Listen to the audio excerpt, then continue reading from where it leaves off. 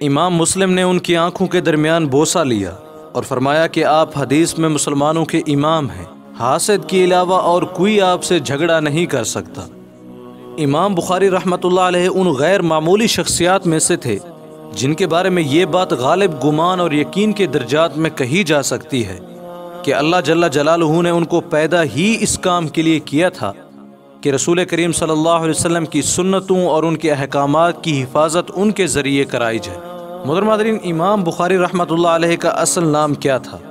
ان کو حدیث میں امیر المومنین کا لقب کیوں دیا گیا؟ مسئلہ خلق قرآن میں ان کی کیسے آزمائش کی گئی؟ یہ سب کچھ اور بھی بہت کچھ آپ کو بتائیں گے آپ کو آج کی اس ویڈیو میں۔ امام بخاری رحمۃ اللہ علیہ کا اصل نام محمد بن اسماعیل ہے۔ آپ کی کنیت ابو عبداللہ اور لقب امیر المومنین فی الحدیث ہے۔ ابراہیم رحمۃ اللہ علیہ کے بیٹے اسماعیل رحمۃ اللہ علیہ جو امام بخاری کے والد تھے، یہ خود بھی ثقہ محدثین میں سے ہیں، جن کا ذکر امام بن خبان نے اپنی کتاب الثقات میں کیا ہے۔ اس کتاب میں کسی راوی کا ذکر ہی اس بات کی دلیل ہوتا ہے کہ ان کے نزدیک یہ راوی ثقہ اور قابل اعتماد ہے۔ امام بخاری رحمۃ اللہ علیہ کی ولادت 194 ہجری میں ہوئی اور اس کے کچھ عرصے بعد ہی ان کے والد کی وفات ہو گئی۔ اس لیے امام بخاری رحمۃ اللہ علیہ کو اپنے والد اسماعیل سے کچھ خاص استفادے کا موقع نہیں مل سکا۔ انہوں نے اپنی والدہ کی آغوش میں ہی پرورش پائی۔ حافظ ذبی رحمۃ اللہ علیہ سیر اعلام النبلاء میں ذکر کیا ہے کہ بچپن میں امام بخاری رحمۃ اللہ علیہ کی بینائی چلی گئی تھی، والدہ پریشان تھی۔ اسی حالت میں انہوں نے حضرت ابراہیم علیہ السلام کو خواب میں دیکھا کہ ان سے فرما رہے ہیں، اے نیک خاتون، اللہ تعالیٰ نے تمہارے کثرت سے رونے اور تمہاری دعا کی وجہ سے تمہارے بیٹے کی بینائی واپس کر دی ہے۔ چنانچہ ان کی بینائی پھر سے واپس لوٹ آئی۔ امام بخاری رحمۃ اللہ علیہ کو حدیث کا شوق بچپن ہی سے الہام کر دیا گیا تھا۔ امام بخاری رحمۃ اللہ علیہ خود ہی فرماتے ہیں، الہمت حفظ الحدیث، یعنی میں جب مکتب میں قرآن مجید پڑھتا تھا اس وقت اللہ جل جلالہ نے میرے قلب کے اندر القاء فرمایا کہ میں حدیثیں یاد کروں۔ چنانچہ جب مکتب سے فارغ ہوئے تو بخارا کے مشہور محدث داخلی رحمۃ اللہ علیہ کے درس میں جا کر انہوں نے حدیث پڑھنا شروع کر دی اور بچپن میں ہی محدث داخلی رحمۃ اللہ علیہ کے حلقہ درس میں جانے لگے۔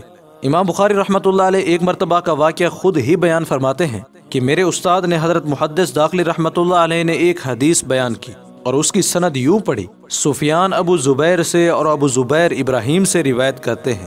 تو امام بخاری رحمۃ اللہ علیہ نے استاد سے کہا کہ ابو زبیر نے تو ابراہیم کو نہیں دیکھا، یعنی ابو زبیر نے ابراہیم سے کوئی روایت نہیں کی۔ امام بخاری رحمۃ اللہ علیہ چھوٹے سے بچے تھے تو استاد نے ان کو جھڑک دیا۔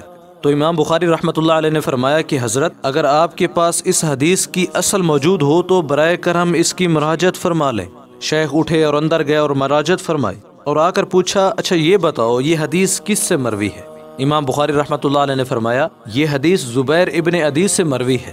تو امام داخلی رحمۃ اللہ علیہ نے اس کی تصویب فرمائی کہ ہاں مجھ سے غلطی ہوئی، ابو زبیر نہیں تھے بلکہ زبیر ابن عدی تھے۔ یہ واقعہ سن کر کسی نے پوچھا، آپ کی اس وقت عمر کیا تھی؟ امام بخاری رحمۃ اللہ علیہ نے فرمایا کہ میری عمر 11 سال تھی۔ تو 11 سال کی عمر میں اللہ جل جلالہ نے حدیث اور سند کا ایسا علم عطا فرمایا تھا کہ اپنے استاد کی ایک غلطی پر ان کو متنبہ کیا۔ محترم حاضرین، امام بخاری رحمۃ اللہ علیہ کی طلب علمی کی بات کریں تو 16 سال کی عمر میں دوسرے محدثین کے پاس علم حاصل کرنا شروع کیا اور اس غرض کے لیے مختلف جگہوں کے سفر کیے اور مختلف علاقوں میں تشریف لے گئے۔ آپ ابھی بخارا میں ہی تعلیم حاصل کر رہے تھے کہ آپ کی والدہ ماجدہ حج کے ارادے سے تشریف لے گئیں۔ آپ ابھی کم عمر ہی تھے۔ حج سے فارغ ہونے کے بعد آپ نے اپنی والدہ سے اس خواہش کا اظہار کیا کہ میں حجاز میں رہ کر ہی یہاں کے مشائخ سے علم حاصل کرنا چاہتا ہوں، کیونکہ حجاز علم حدیث کے مشائخ کا بڑا مرکز ہے۔ آپ کی والدہ اور بڑے بھائی واپس آ گئے، آپ وہیں تحصیل علم کی خاطر ٹھہر گئے۔ محترم حاضرین، آپ نے حجاز کے ہی نہیں بلکہ اس زمانے کے بڑے بڑے مشائخ سے علم حاصل کیا، جن میں شام، مصر، الجزیرہ، بصرہ، کوفہ، بغداد وغیرہ قابل ذکر ہے۔ محترم حاضرین، شام، مصر، الجزیرہ کے 2 اور بصرہ کے 4 سفر کیے، بلکہ شرح حضرات نے ان کے مشائخ کی تعداد متعین کرنے کی کوشش کی تو 1080 مشائخ کے نام ملے۔ امام بخاری رحمۃ اللہ علیہ نے کبھی کسی تابعی رحمۃ اللہ علیہ سے براہ راست ملاقات نہ کی تھی۔ آپ نے بہت سی حدیثیں براہ راست تبع تابعین سے حاصل کی۔ امام بخاری رحمۃ اللہ علیہ کی ذکاوت اور حافظے کی بات کریں تو بچپن میں ان کے استاد نے شہادت دی، اس آدمی کو 70,000 حدیثیں یاد ہیں۔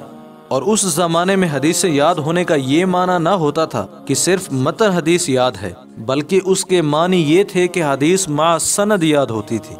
ان کے رفقائے درس کہتے ہیں کہ جب یہ بصرہ آئے تو اس وقت یہ معمول ہوتا تھا کہ استاد حدیث بیان کرتے تھے، سارے طلبہ لکھا کرتے تھے، لیکن صرف ایک طالب علم تھا جو لکھتا نہیں تھا، بس حدیث سنتا تھا۔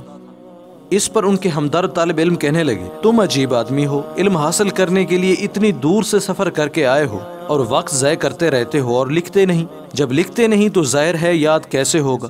اس طرح تمہارا یہ سارا سفر بیکار جائے گا۔ امام بخاری رحمۃ اللہ علیہ نے ان سے فرمایا، اچھا یہ بتاؤ کہ اب تک آپ نے کتنے صحیفے لکھے؟ انہوں نے بتایا کہ اتنی تعداد ہے۔ کہا کہ ذرا لے آئیے۔ رفیق درس کہتے ہیں کہ میں لے آیا۔ ان صحیفوں میں اور جتنی حدیثیں اتنے عرصے میں استاد سے سنی تھی وہ ایک ایک کر کے زبانی تمام احادیث سند کے ساتھ ہمیں سنا دی۔ محترم حضرین، ایک مرتبہ جب امام بخاری رحمۃ اللہ علیہ بغداد تشریف لے گئے، وہاں کے اہل علم نے امام بخاری رحمۃ اللہ علیہ کے حافظے کا چرچا سنا ہوا تھا، تو وہ امتحان لینے کے لیے بغداد کے 10 بڑے بڑے علماء آپس میں بیٹھے اور کہنے لگے ہر آدمی 10 حدیثیں منتخب کرے، کہیں سند تو کہیں متن میں، اور ایک حدیث کی سند کو دوسری حدیث کے متن کے ساتھ ملا دے۔ اس طرح کل 100 حدیثیں تیار کی۔ جب امام بخاری تشریف لائے اور بیٹھے تو مجلس جم گئی، ہر طرف سے لوگ زیارت کے لیے آنے لگے۔ جب مجلس گرم ہو گئی تو ان میں سے 10 حضرات نے کہا کہ ہم آپ کے سامنے کچھ حدیث پیش کرنا چاہتے ہیں اور مقصد آپ کی توثیق حاصل کرنا ہے۔ امام صاحب نے فرمایا کہ ٹھیک ہے۔ ان حضرات نے جو حدیثیں گڑبڑ کر کے تیار کر رکھی تھی وہ پڑھنا شروع کی۔ پہلی حدیث پڑھی تو امام صاحب نے فرمایا لا اعرضہ، یعنی میں نہیں جانتا۔ دوسری حدیث پڑھی، امام صاحب نے فرمایا لا اعرضہ، یہاں تک کہ 10 حدیثیں پڑھ لی۔ پھر دوسرے شخص نے پڑھی، پھر تیسرے اور چوتھے نے، یہاں تک کہ 100 حدیثوں کے بارے میں امام بخاری رحمۃ اللہ علیہ کہتے رہے لا اعرضہ۔ مطلب یہ تھا کہ جس طرح تم اس حدیث کو سنا رہے ہو اس طرح میں اس حدیث کو نہیں جانتا۔ لیکن عام لوگ یہ سمجھ رہے تھے کہ اتنا بڑا عالم اور اتنی بڑی شہرت ہے، ایک بھی حدیث ان کو معلوم نہیں کہ کون سی حدیث کیا ہے۔ لیکن جب 100 کی 100 ختم ہوئی تو امام بخاری رحمۃ اللہ علیہ پہلے شخص کی طرف متوجہ ہوئے اور کہا کہ آپ نے جو حدیث سنائی تھی اس کی سند میں فلاں گڑبڑ تھی اور متن میں فلاں گڑبڑ تھی، اور آپ نے دوسرے نمبر پر فلاں حدیث سنائی اور اس میں فلاں گڑبڑ تھی۔ غیر سب کی نشاندہی کر دی اور اسی ترتیب سے بیان فرمائی۔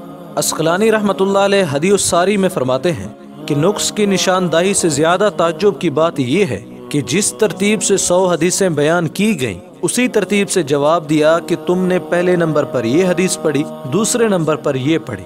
محترم حضرین، آج لوگ یہ دعوے تو بہت کرتے ہیں کہ ہم مجتہدین ہیں، ہم رجال ونحن رجال، لیکن اس طرح کا حافظہ مخیر العقول کس کو اللہ نے بخشا ہے؟ ناظرین کرامی، امام بخاری رحمۃ اللہ علیہ کو اپنا شہر کیوں چھوڑنا پڑا؟ وہ 3 آزمائشیں کیا ہیں جن کا ان کے اپنی زندگی میں سامنا کرنا پڑا؟ اور پھر آخری آزمائش اتنی بڑی تھی کہ امام بخاری رحمۃ اللہ علیہ موت کی تمنا کرنے لگے اور اللہ پاک نے اپنے بندے کی دعا قبول فرمائی۔ اتنی بڑی شخصیت کے ساتھ یہ سب کچھ کیوں اور کیسے ہوا؟ یہ سب کچھ بتائیں گے آپ کو بخاری کون تھا کے پارٹ 2 میں۔ اس ویڈیو کے بارے میں کمنٹ سیکشن میں اپنی رائے کا اظہار ضرور کریں۔ امید کرتے ہیں یہ ویڈیو آپ کے علم میں اضافے کا سبب بنی ہوگی۔ اگر یہ ویڈیو آپ کو اچھی لگی تو اسے لائک کریں اور شیئر بھی کر دیں۔ ملتے ہیں ایک نئی ویڈیو کے ساتھ، تب تک کے لیے اجازت۔